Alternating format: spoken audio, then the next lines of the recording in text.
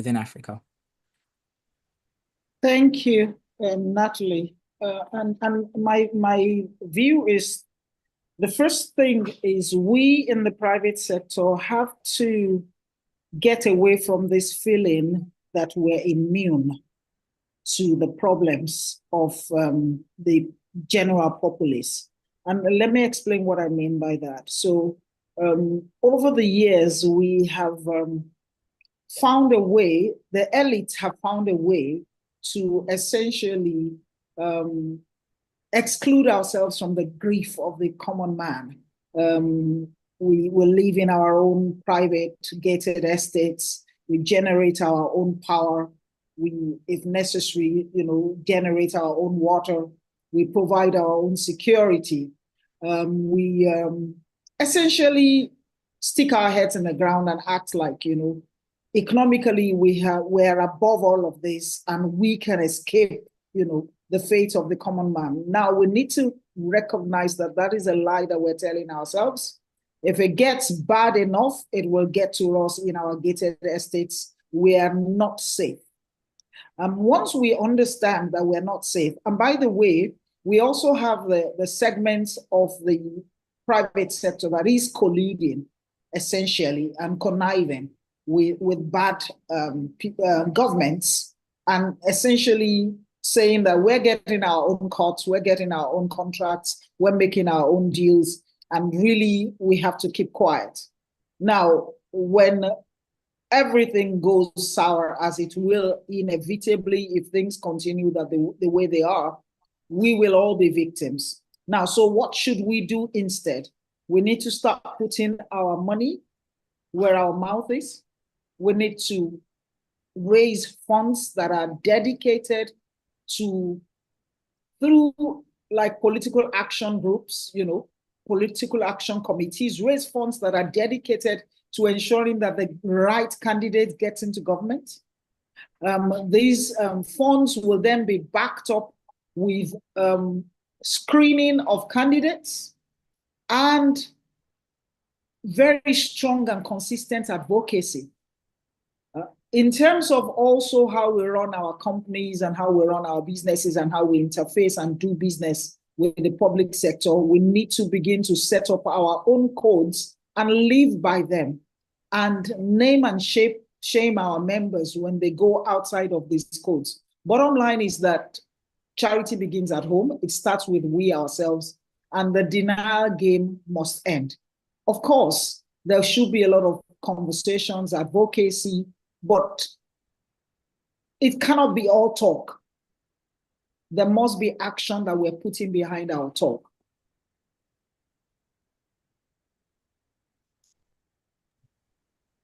Thank you for sharing, Dr. Sani, there. And you say private sector is not immune. And I like how it's very descriptive, really, in terms of how you address it. You earlier said that we have to have more players who may typically not involve themselves in government and governance and involve themselves in that field.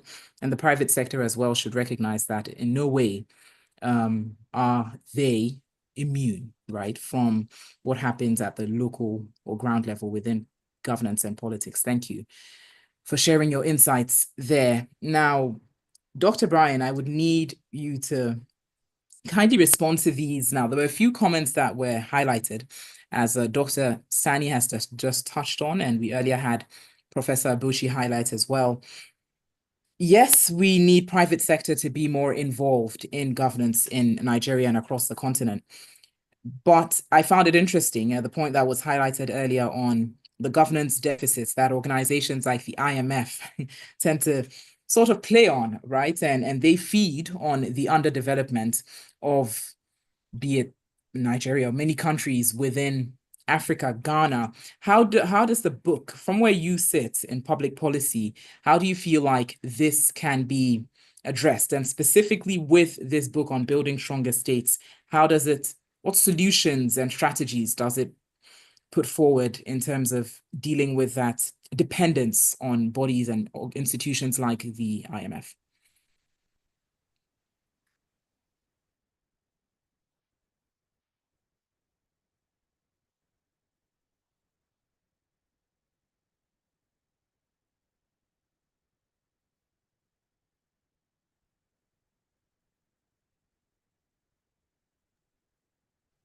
Dr. Brian, you're still on mute. Now, I want to first of all confirm if you actually heard my question, but if you did, please do unmute yourself and respond to it because you're still on mute.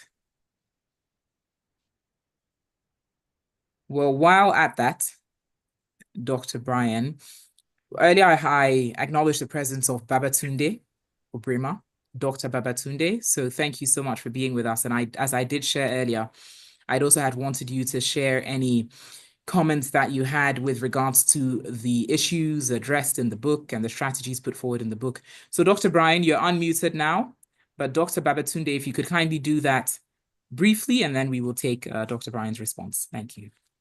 Yeah, thank you, Natalie. It's a pleasure to be here. I think that the biggest challenge we have in African leadership is the lack of strong institutions, which aligns with what Professor Abotsi had mentioned, where these institutions that should be the checks actually play along with government, judiciary, the security forces, the election commission. So I think that how do we ensure that we have institutions that are strong and are independent of government? Until we can achieve that, I think that according to Dr. Abotsi, we're still a long way ahead. But also the fact that do we have the right type of leadership structure? Why are we using the presidential or why are we using the parliamentary?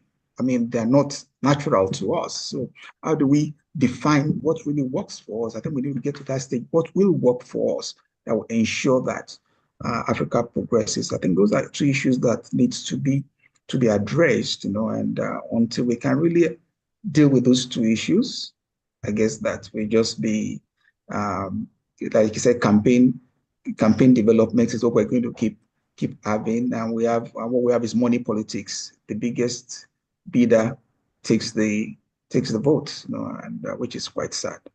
Thank you. Thank you to Dr. Babatunde for sharing your insights there and the need to strengthen our institutions, not just in Nigeria, but even in Ghana and across the continent. So thank you so much for sharing. Now, Dr. Brian, before you respond to the question regarding dependence on the IMF, I'd also want to acknowledge the presence of and have a few key words from Ms. Aneth Magunwa, the Chief Executive Auditor of the Department of Health, South Africa, previously served as the Director General for the Department of Justice in South Africa. So Ms. Aneth Magunwa, thank you so much for being with us, and please do share some key thoughts from the discussion so far and from the book, and then we'd carry on. Thank you. Okay. Thank you, Miss Natalie. Are you able to hear me? I can hear you perfectly. Hello, yes. Am I audible? You Yes. are audible very clearly. Okay.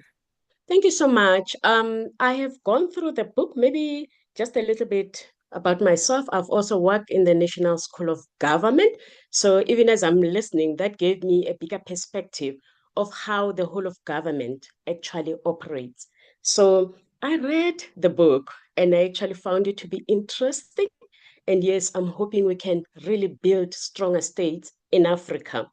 And as I was going through it, I made a note of some of the things that were highlighted there. And I'm grateful for the book. So thank you for the work that you have put into it. And looking at Africa as a whole, it's quite interesting. And I'm going to share a story a little bit later about why I'm saying that. But I just make a note of a few things. So in South Africa, we have what we call the National Development Plan, the NDP 2030. I'm sure you may have heard about it or not, but some of the factors that are highlighted there as priorities and goals for our country are actually reflected in the book. I picked up 3 to be exact, but that's something that maybe we can discuss later if you'd like me to go through that, because I understand you're going to have a follow-up meeting, but just to summarize. Then I've also looked at something when I was in the National Department of Health. When we're supposed to come across COVID, before that, I had a plan, a risk management plan, where I was worried about Ebola.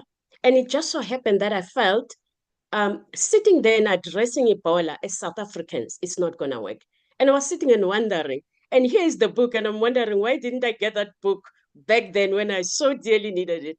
But in any case, as I try to find ways to address the issue of Ebola, I saw in chapter 10 of the book as well, you're looking at weaknesses and strength, which is a good thing because in today's models, we call it risk management. So previously we had a SWOT, which will then look at weaknesses and strength. But then I came up with a plan to say that this is how we're going to address Ebola, but we have to then have synergy with other African countries in order to see whether this plan is going to work. Looking at the port of entry was a key thing. It just so happened when COVID hit, the very same plan became a proactive plan that began to address certain things in our country together with our fellow African countries. You know that with the Department of Health, there are training of doctors that involves not just South Africa, but it looks at other doctors that are trained, together in Cuba and other places, even as government agrees on some of these initiatives. We have a cluster system that I'm listening and trying to hear how best it addresses some of the things that we're talking about. I can understand when we look at national government, we look at provincial government and the local government that touches into municipalities. But for me, to get to a level where these begin to work together, where we really leverage on having various state departments, because when you look at the South African government, even amidst the three that I've raised, you still have your government departments that cut across because of what we call demarcations. And those demarcations are attempted to be addressed by the availability of municipalities. Now, if we are saying we're going to look, for example, at agriculture, we know that that will better be addressed at local level. Whilst when you begin to look at issues such as how best we can create an income out of it, it's one thing to say, how does it become a social benefit to the people within our own country? And how does it then begin to generate an income?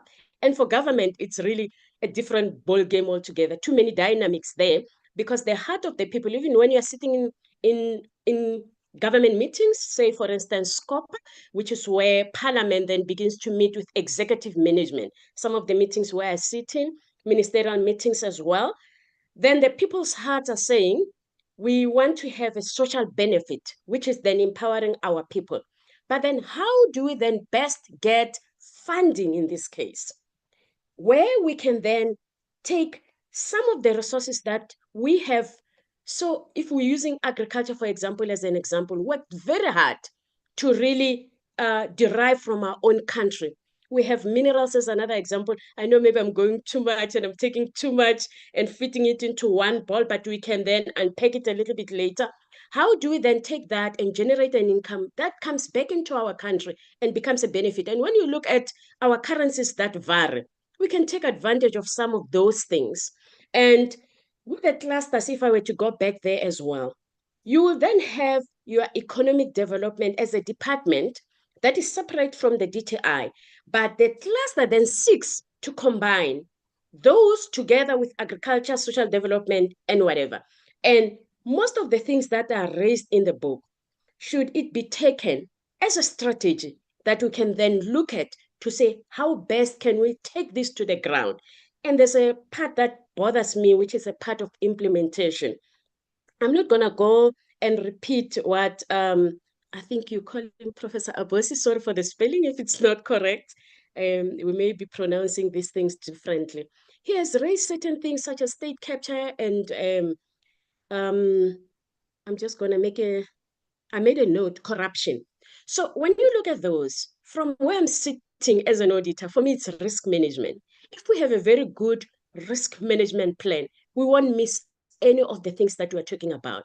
And when we say governance, where I am sitting, we will then have as an auditor. So if I was going to go out and conduct an audit, I will take everything starting from the political decision making, the policies that we have in our country, and the role players, as well as some of the standards that have been so correctly put in our country to address some of those things. when you take the regulations and all those things placed together, if we had to measure, our measurement as auditors always goes into which department has provided enough for the funds that we have assigned or allocated to that department. Meaning, have we achieved all the strategic plans that we have highlighted in line with our Public Finance Management Act or Municipal Finance Management Act? So it's so well structured that if you look at the policies that we have, one will sit and wonder at the end of the year, why are we not getting it right? So for me, there is still a worry that should we want to reach that level, there has to be a country that has achieved. So when I'm sitting, I'm saying a department will then achieve, another department will not. There will be a rating where we'll say it's a 4 or 3 or whatever way we put. And I'm outside risk management. I'm talking performance now. Should we get to that level from Africa where we're sitting, it would be very good to say, in terms of agriculture, we're drawing from Nigeria, if I were to use that as an example. And in terms of minerals and energy, let's draw from South Africa. If we close one eye on load shedding and other challenges that we're having, or in terms of another country, let's draw. And using those various strategies, how best can we then learn from one another and then implement in our own country? And I will just leave it here because, yeah, there are others that I would like to kind of share even as we go further and I listen to all the other speakers who were talking. But thank you very much for this opportunity. Thank you too so much for sharing. I know so much to say and not a lot of time, but thank you so much, Ms. Anetha Magonwa, and your long experience really within the field as shows in all these suggestions and that you're putting forward. So thank you so much for sharing such key thoughts. Now, Dr. Brian, I'm going to come to you shortly, but I'd give you just a few minutes to ponder over the question concerning the IMF and our overdependence on the IMF, because I just want to have some comments as well from Professor Rajendra. Now, that's specifically with regards to from an educational standpoint, right? Where do you feel like there have been gaps within, be it Nigeria, where you are based as well, not just Nigeria, but where you are based, and across Africa? What loopholes and gaps do we have from an academic standpoint that you feel have slowed down the pace of building strong states, as it were, across the continent? Natalie, I think that's a really interesting observation. Education, as we know, plays a very significant role in, and I'm not talking about education from a standpoint of a degree. I'm talking about education, at the grassroots. And I think Aneth mentioned something really interesting about farming. My experience with farming, and particularly the north central region of Nigeria, where I've been privileged to have traveled to, that so-called middle belt. It's endowed with amazingly fertile land. It's got favorable climatic conditions, albeit with the challenges of climate change. And of course, a very strong agriculture base. But I have not seen anybody talking to one another. See, as a farmer, my relationships is with a cooperative. That cooperative goes to bat for me. It talks to other cooperatives who bat for other partners. So in effect, we've got a network effect. And that is something that absolutely is critical, because it's, people talk about eco-friendly agriculture, but tell me one farmer who, thinks about eco-friendliness when they have a family to feed and they got to make some money selling, whether it's sugarcane or peanuts or groundnuts or whatever you want to call them. So to me, the goal should be to establish, kind of these, we talked about clusters earlier on, and that's a big word, but food security is extremely important. And for that, I believe academic institutions play a huge role. To give you an example of something that we developed, particularly from India, where I've just arrived here yesterday, that the relationship that farmers had was very disparate, disjunct. Farmers usually will sell their produce without doing anything to it. So how about if you're growing oats, can you make rolled oats and put them on somebody's breakfast table to get a bit more money? So we took a bunch of farmers, groups of 12 at a time, and we did that over 3 years. Many farmers that that we brought along, to the UK, to agricultural institutions, and to look at other small farmers who are making cheese, who are making wool, who are doing these kinds of things. So, I think very basic. I don't want to think huge, because once the ball starts rolling, things kind of fall in place. Now, to answer your bigger question in the role of academic institutions, it's about creativity. It's about understanding, the problem. I have never, ever looked at finding solutions. I've only looked at finding those questions that need to be thought through, because those questions lead to more questions. So, sadly, we think about finding answers and having solutions to problems. I don't think there are solutions to problems. There are more questions. And I think if people ask the right questions, the solution becomes quite, apparent, if I may, in that sense. And to me, like I said, I think simply, and that's how I think, and that's critical. To me, coming back to education, it's about revision of curricula, making them relevant. Let me give you a very simple example of a small technical school in the middle of Connecticut who have built half my house. And these are 17-year-old children who then go on to become amazing employees, amazing employers over time. And this happens in 10 years. It takes 10 years to make that happen. And in the life of a nation state, 10 years is not much. And this is my key kind of thinking, because we have to enhance employability. We have to empower youth. African youth are simply amazing. I've yet to meet an African person under 25 years old who sits there with his head in his hand and says, what do I do next? They've got this amazing go-get mentality. I'm not saying here because y'all are all African here and I want to make some bonus points. Very simply, that creativity needs to come out of the nutshell and actually propagate itself into something bigger. Because industry partnerships, we talked a little bit about that. That industry partnership at the educational level is critical.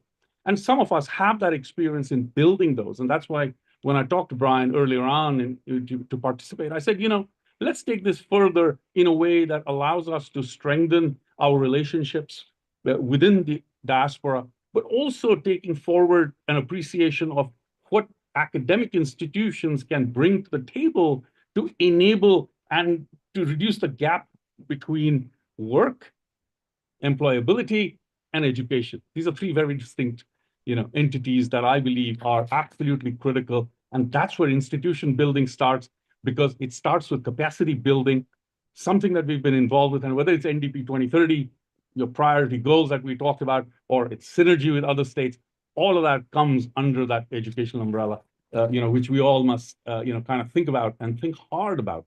And we can create these amazing things. And now, with the power of Zoom, I mean, look at us, we're in several countries at the same time, maybe slight connection problems, but overall, we can talk to each other, we can make sense to each other, which is about sense making. And that, I think, is critical to us.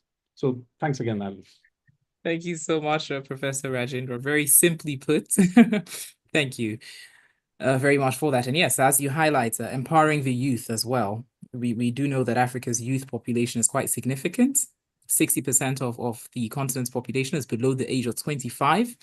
And that's quite key. It's very important to highlight, and how this is even likely to play out in our governance and politics in some years to come is quite interesting as well, in terms of how the youth are appreciating issues such as these.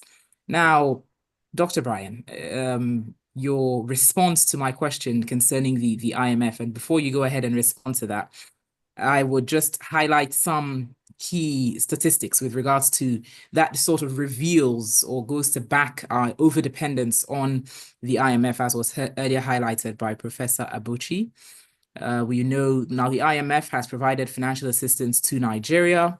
It's provided financial assistance to Ghana. It's done so in Kenya as well, amongst many across the continent. And we continue to depend on the IMF. It's sort of a recurring cycle, where in Ghana, for instance, we had the current administration vow not to return to the IMF, but it was done. I mean, we've returned to the IMF, and we've been supported by the IMF with a $3 billion loan program. Nigeria as well has been supported by the IMF. So now, Dr. Brian Rubin, this book on building stronger states is critical, right? And certainly as Africans, we wouldn't want this cycle of returning to the IMF to be a continuous one, because as we depend on them, they benefit off it as well, as was highlighted by Professor Abuchi. What solutions does the book on building stronger states offer in terms of facilitating and navigating that space? And how do we get ourselves out of this dependence and overdependence on the IMF? All right, thank you very much. Can you hear me? Yes, Brian. Absolutely. Okay, fantastic. So the book offers several approaches to addressing the dependence on IMF and similar global bodies, while identifying such institutions, how such institutions exploit on the development in Africa. So here are some of the areas. First of all, how does IMF feed on Africa's underdevelopment? First of all, you notice that the first one I want to identify is economic policy detection, where the IMF enforces policies such as currency devaluation, trade liberalization, and all of that, which can somehow cripple local industries and foster dependence on foreign goods and loans. And IMF-backed programs will usually encourage and develop value-added industries. This perpetuates reliance on external markets. And then, of course, the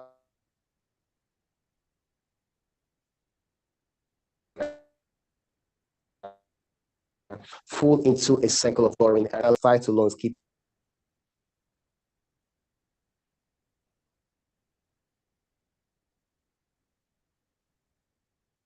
You've got a weak connection, I think, Brian. We're losing you. Yes, Dr. Brian, it appears that we are losing you, in fact. You're still on, but for some reason can't quite hear you clearly.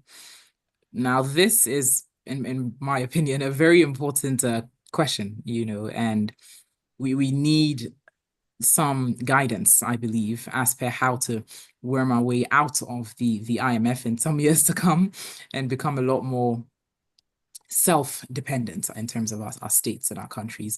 So I believe we will soon have clarity from the sound from Dr. Brian to respond to that. But as we are now rounding up soon, and we'll soon draw the curtains, I would also just want to invite anyone who has any comments or question to please do so and go ahead and ask if you have any comment or question as we prepare to round up. Eric, I don't know if you have any final words or that you would want to share, or Dr. Babatunde, if there are any, please do go ahead and respond to them as we hopefully have Dr. Brian reconnect and we have his response to that question. Okay, Dr. Brian, are you back on and are you hearing clearly?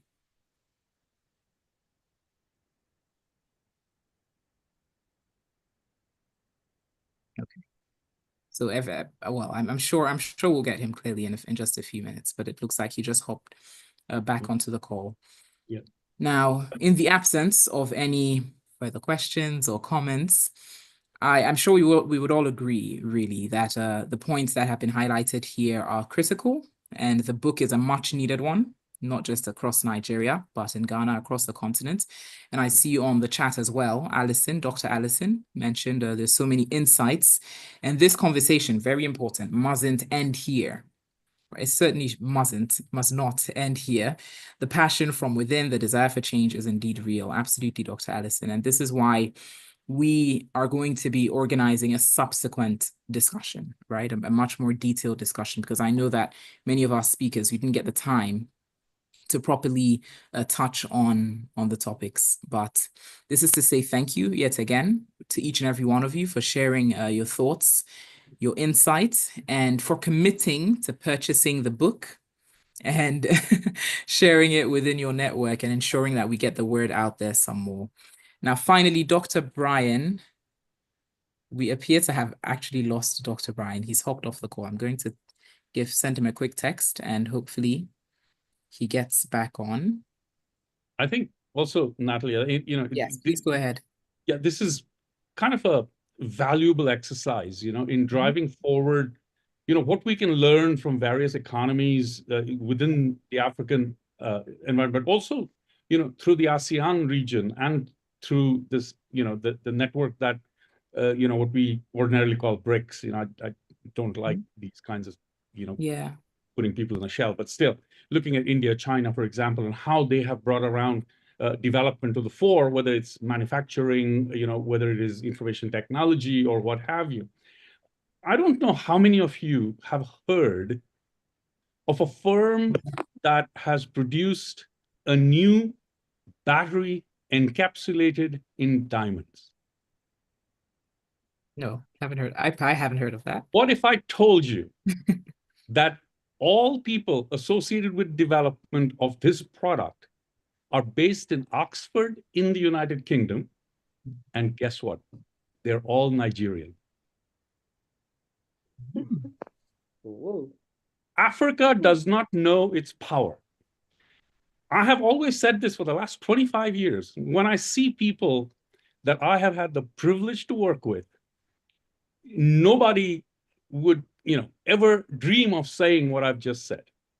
And this is what's important for us to publicize, to talk about, and allow for, embracing policy. Look, our expectation of government is huge. Let's forget them for the sake of argument. Because I believe regional collaboration allows us to leverage those economies of scale and embrace policies that actually unlock economic potential. Government does not and is not able to, and we as democracies or autocracies or centrally planned economies should not even think about going that way. What we have to think about, I believe, is create policy strategies, realize those small-term visions, and create that sustainable and inclusive growth that would power, African enterprise in the largesse, but West African, as we're talking about now, in a kind of a micro sense, if you like. And to me, that I think is important, because to me, finding potential in the Nigerian state is about building an economic future for the youth. And it's also about restructuring and creating a competitive, compelling environment that gives us that liberty, gives the people that liberty to get on with it and do that. And because I see a mismatch between, if you like, education, employability, and employment opportunities. And to me, the significance of vocational training is absolutely important. Entrepreneurship programs that are tailored to a country's economic needs is important. And I have examples of success stories, that we've managed to pull together, for a nation state. And I believe that these job opportunities for graduates is absolutely vital. This viral story that went out, this poor Nigerian chap who graduated from an engineering school and was selling water bottles in Lagos, whatever. And my thinking is, why? That is because there is a disconnect between educational institutions providing degree programs that have no basis on or value on the street. And that's the challenge. I'm not saying that I'm showing disrespect to people who sell water on the street. Coca-Cola is an amazing example in Kenya. And so to me, when graduates are not getting jobs that are fulfilling, that is clearly underemployment. And that is the problem. So what do we need to do? A, revise educational curricula, prioritize practical market relevant skills, enhance employability, which is what will automatically happen. And this, I think, is important. How do you connect people to the state? Something that many of you here speakers have talked about.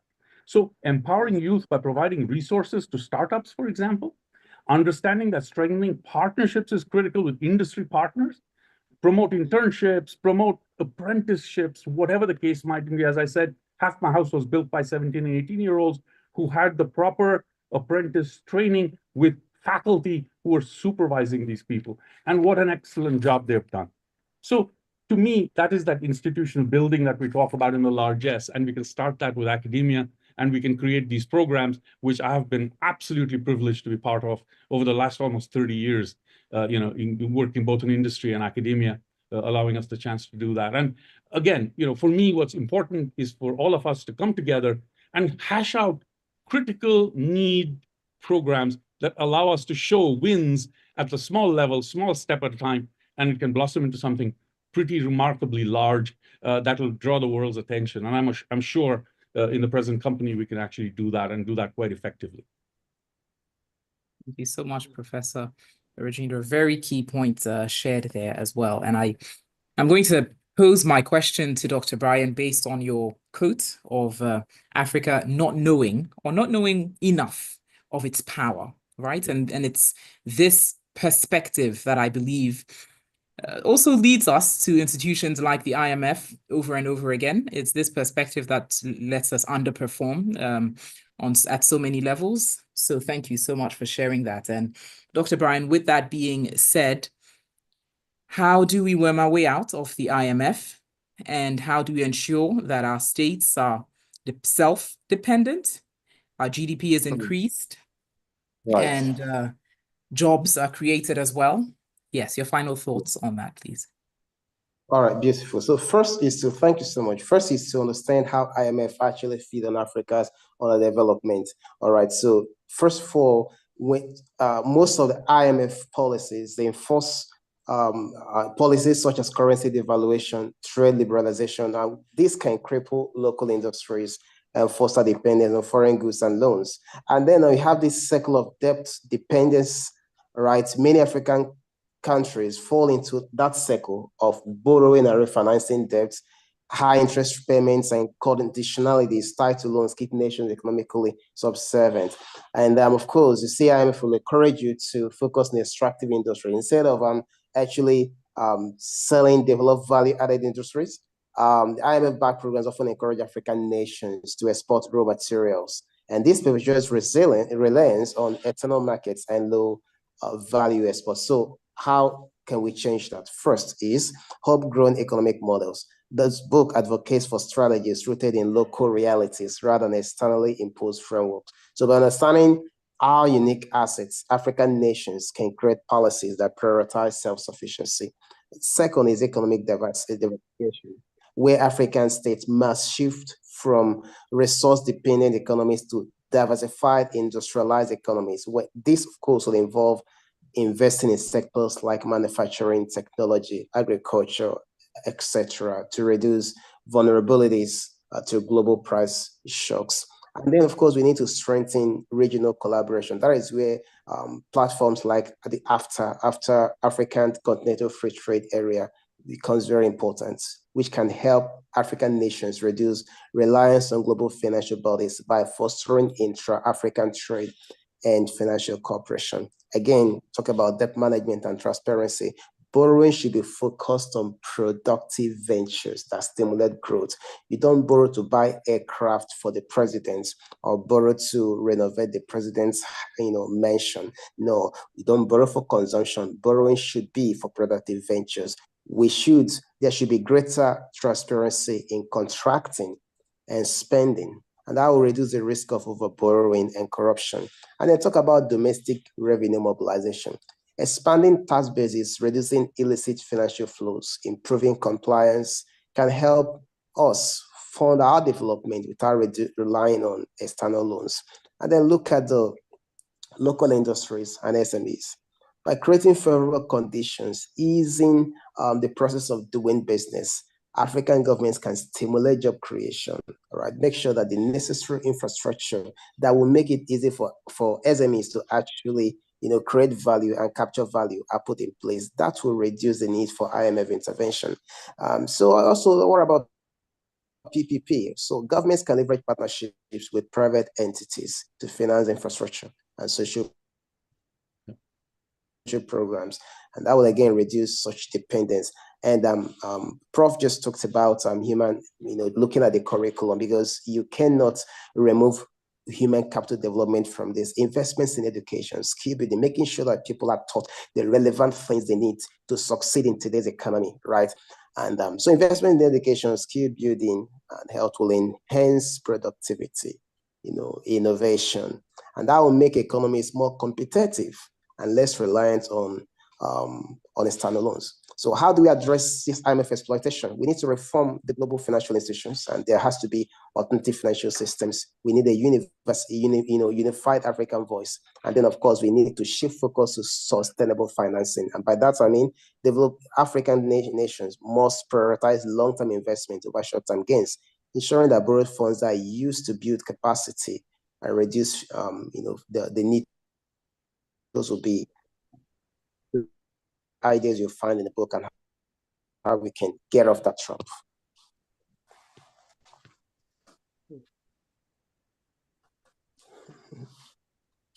Dr. Brian, thank you so much.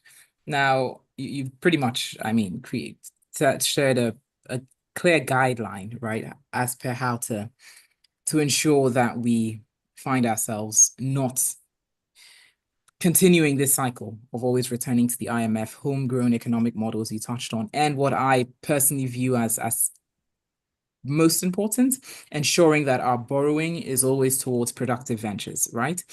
So thank you so much for sharing that. And on that note, ladies and gentlemen, esteemed guest, I'd want to thank you yet again for spending time with us this Sunday, be it morning, afternoon, evening, and being a part of this and sharing your insights and ensuring that we support this book, much needed book, put out and authored by Dr. Brian Rubin on Building Stronger States, a guide to economic strategy and development. It's been quite an honor really moderating and guiding this discussion. So thank you all so much, Professor Rajendra, Dr. Sani, thank you as well, and Aneth, and of course, Professor Abuchi Arik Babatunde, Dr. Babatunde. Emmanuel Aliu, I noticed, joined us. Dr. Brian, thank you too for this. And please note that we're going to be issuing a certificate of attendance. That's a CPD certificate of attendance. And Dr. Allison's hand is up, so I'm going to let her have the last word as we draw the curtains on this. Thank you all so much.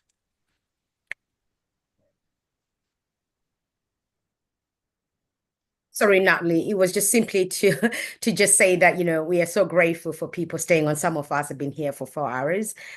Super, super grateful. But also it was just really to just kind of give you a highlight on the CPD certification that we hadn't planned on it, but I think that it's a way of us giving you back because it's your Sunday. You've given us 4 hours, some 2 hours of your time. We really appreciate that. And I think so does Dr. Brian. And I think for those as well that would like to be involved in the longer discussion around the book, I would absolutely invite you to email the email address that is on the invitation. Let us know of your interest to partake. I think that we will have a wider as well audience from governance. And again, please also reach out to your own networks. We want as much and wider participation as possible. And goodness me, I have learned so much from all of you. The passion is too immense to contain it here. It has to go out. And I also love the idea that there's something beautiful about simplicity. In fact, there's a lot of sophistication in simplicity. If only we can adopt that in Africa, because we don't really need to be so sophisticated in our methodologies to doing things, and just let's work with what we have in front of us. So I hand over to you, Dr. Natalie. I didn't really want to speak. I just really wanted to talk about the CPD, but thank you. And congratulations, Dr. Rubin. Thank you.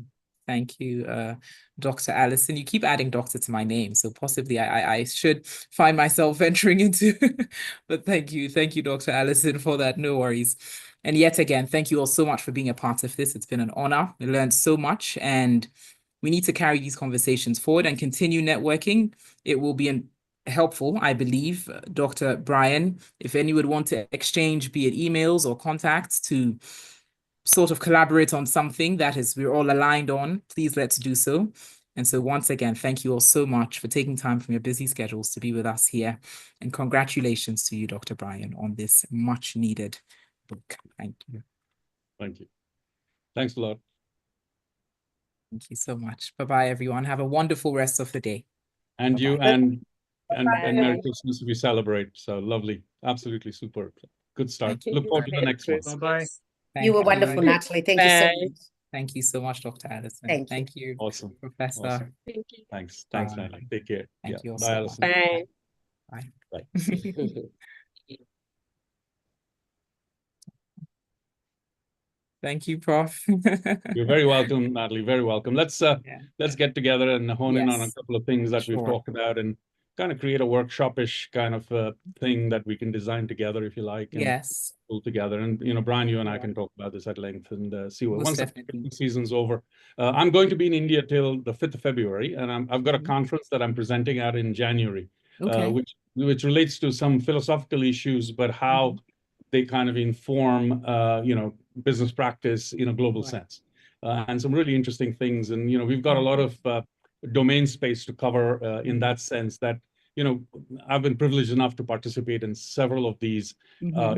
Actually operationalizing events. Taking policy from government and seeing how we can build schools.